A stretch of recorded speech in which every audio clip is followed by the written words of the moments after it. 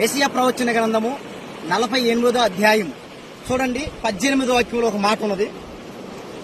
నీవు నా ఆజ్ఞలను ఆలకింపవలనని నేనెంతో కోరుస్తున్నాను.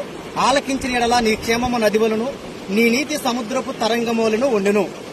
ఇంగ్లీష్ బైబుల్లో ఏముంటదంటే అండి, ఇక్కడ నువ్వు అనుంది, ఇంగ్లీష్ బైబుల్లో మీరు అని ఉంది. మీరు అనగా బహువచనం. ఎవరైనా సరే దేవుని మాట విని దేవునికి లోబడితే మీ క్షేమము నది వలె, క్షేమం అనగా సమృద్ధి, ఈ లోక సంబంధమైన ఆశీర్వాదం నది వలె ప్రవహిస్తూ ఉంటదంట.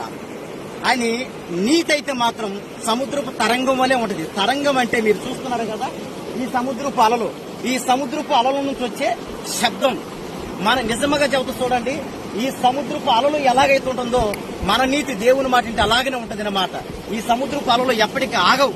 అలాగనే మన జీవితంలో మనం ఎప్పటికి కూడా ఈ లోకంలో ఆగం. ఇంకా దేవుల్లో నీతిలో కొనసాగుతాం, ఆర్థికంగా బలపడతామండి. ఇది సత్యం. ఎవరైతే దేవుని మాటకు లోబడతారో వారికి అలాగా క్షేమం జరుగుతుందని, వారి నీతి సముద్రపు తరంగం వలె, ఈ అలల వలె ఉంటదని చెలవిస్తుంది.